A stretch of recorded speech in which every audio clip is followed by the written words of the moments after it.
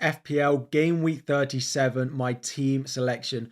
Bench boost is active and just under $1 million in the bank with 2 free transfers. With a few injuries knocking around, I do plan on using both transfers, and there's a chance I take a -4 depending on the injury update we get to Bruno Fernandes as well. So today I'm going to take you through what my plan is for this week, what my bench boost squad looks like, and what it means for my team going into Game Week 38 as well.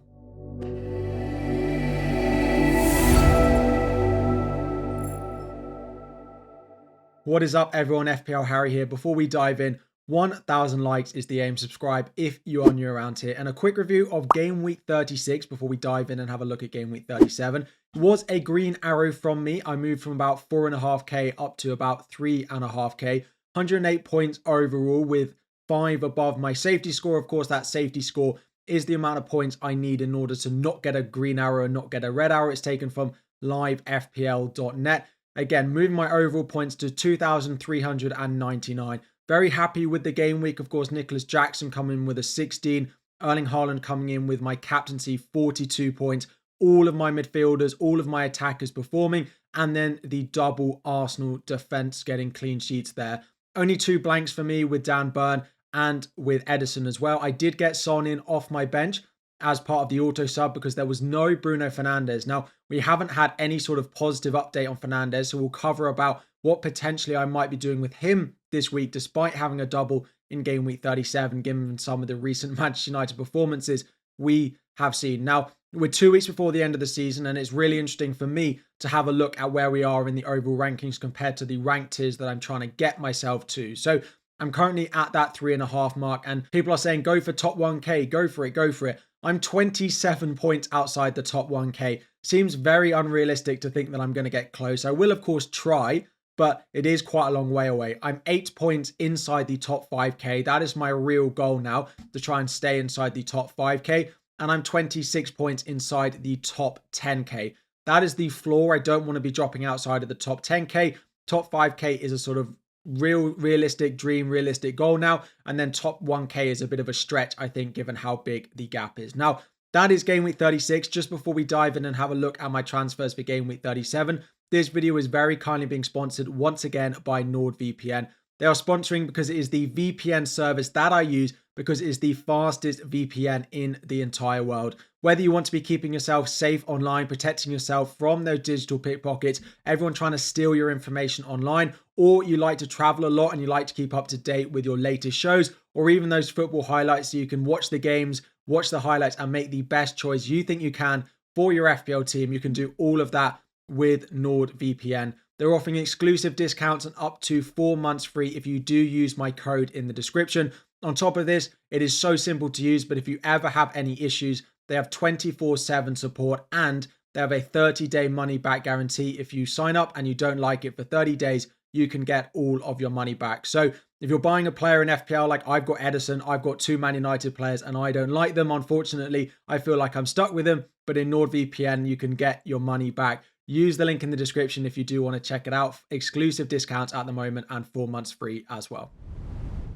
Now, we're going to explore 2 different transfer scenarios for me because a lot of it depends on what we hear on Bruno Fernandes in the Manchester United press conference on Friday. I will update you on after that press conference in my final decisions video on Friday afternoon. Now, the first one is if we hear that Bruno Fernandes is going to be available, he's going to play at some part in the double. I will probably just keep him. Despite Manchester United's form, 2 home games in the double, I don't think it's worth using a transfer to sell him. So if he's available, if he's going to be okay, I will go with the original plan, which was Diego Dallo out to Gvardiol and Ederson out to Petrovic. I think Petrovic is a better goalkeeper than Ederson.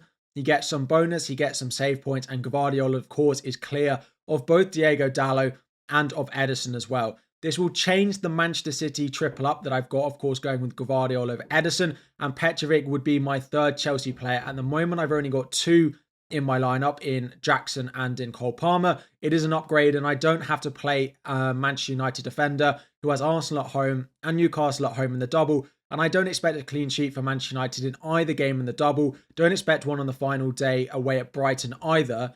So Diego Dallo, I'm absolutely happy to sell. Think Gvardiol and Petrovic would be good upgrades. This would give me just 1 free transfer going into Game Week 38, which I don't mind at all. I have a pretty strong squad depth, pretty strong bench going into Game Week 38.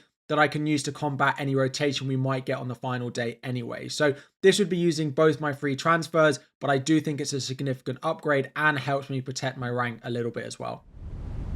Now, the next one is what we do if Bruno Fernandes is out, and there are two real options for me here. The simple thing would just be to sell him and probably go to Noni Madueke, because I want a player who doubles. I have triple Newcastle, I have triple Manchester City, have triple Spurs, and I don't have triple Chelsea.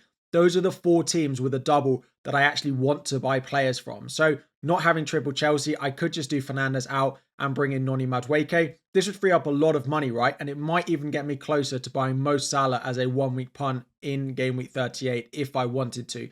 This would be the simplest thing to do. However, there are other things that I could do, and the other potential route involves a -4 transfer and buying Kevin De Bruyne. So looking at that -4, it would be involved selling both of the Manchester United options that I've got in Diego Dallo and Bruno Fernandes. Now, Fernandes would go up to Kevin De Bruyne, Fulham away, Spurs away in the double, then West Ham at home on the final day, and it would give me a triple up on the attack for Manchester City, which is a really nice differential. Of course, to get that third Manchester City attacker, I would have to free up a bit of money, and I would have to sell a Manchester City player in my team, and that would be Ederson, who I don't love at the moment. Ederson down to Petrovic to get me that triple up on Chelsea would allow Fernandes up to Kevin De Bruyne. However, unfortunately, I can't do those two transfers for free. I don't have enough money in the bank. So I'd have to sell Diego Dallo for a hit to someone cheaper, 4.7 million or below, in order to free up the money. And this is why the Fernandes injury is really annoying, because I want triple up on Chelsea. I want triple up on Manchester City. I've already got it. Triple Newcastle, I've already got. Triple Spurs. The only other two teams with a double are Manchester United and Brighton. And none of them have a good double. None of them have a good set of fixtures this week. And none of them are, really affordable if I wanted to go and buy them as well. I could go to Webster. Harry Maguire is now out as well. So there's no one really at Manchester United. So I would be looking probably at a single game week defender. Now, Branthwaite would probably be the one that I would go to.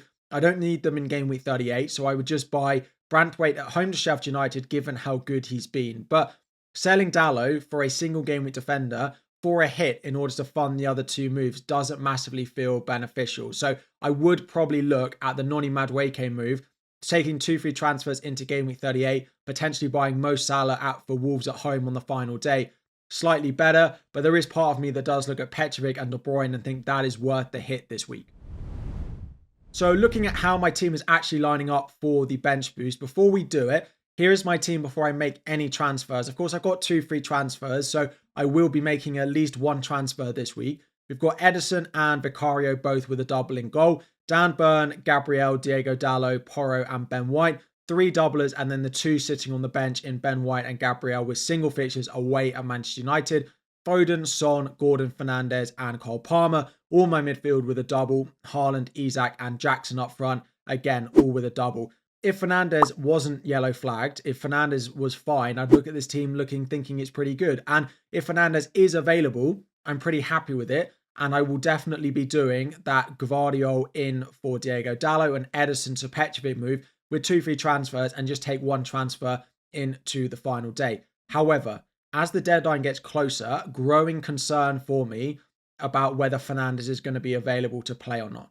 Manchester United on Thursday afternoon, just before recording this, have posted a welcome back to training for Marcus Rashford and Martinez, the defender. So the issue with that is they didn't include Fernandes returning to training. They didn't say welcome back to Rashford, Martinez and Fernandes. Now, you could read this 2 ways. You can either say, well, Fernandes has only missed 1 game, so they don't need to welcome him back with other players who have been out for much longer. Or you can look at it as like, well, they can't welcome him back because he's still not in training.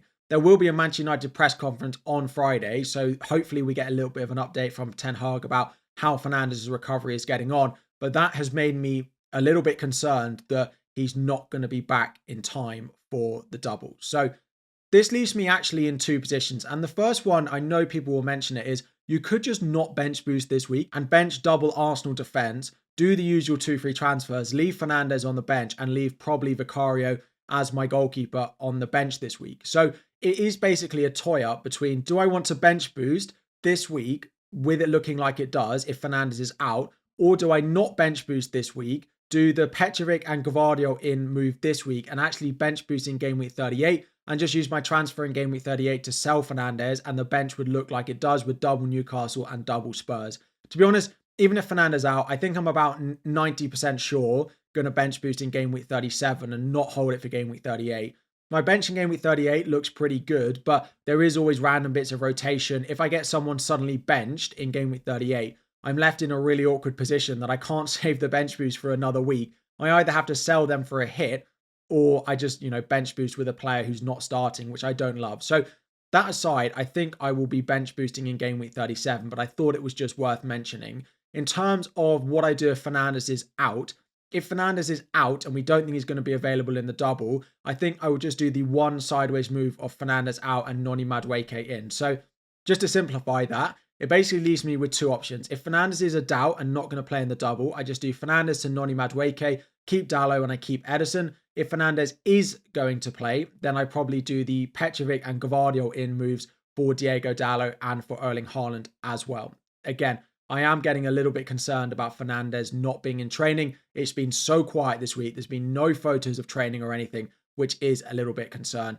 Captaincy and everything is pretty straightforward for me this week. Erling Haaland captain, and then Cole Palmer is going to be my vice captain, I think, this week. Again, 2 transfer plans. Basically completely comes down to whether we think Bruno Fernandes is going to start or whether we think he's going to be out for the double completely. I'll give you an update in my final decisions video on Friday afternoon, Friday evening, of what that's happened after that press conference has taken place. Drop any questions you have about your team in the comment section down below. Make sure you subscribe so you get a reminder when that video does go live so I can give you that update. Deadline stream will be tomorrow morning as well. 1,000 likes is the aim. Subscribe if you're new around here, and I'll be back again very soon.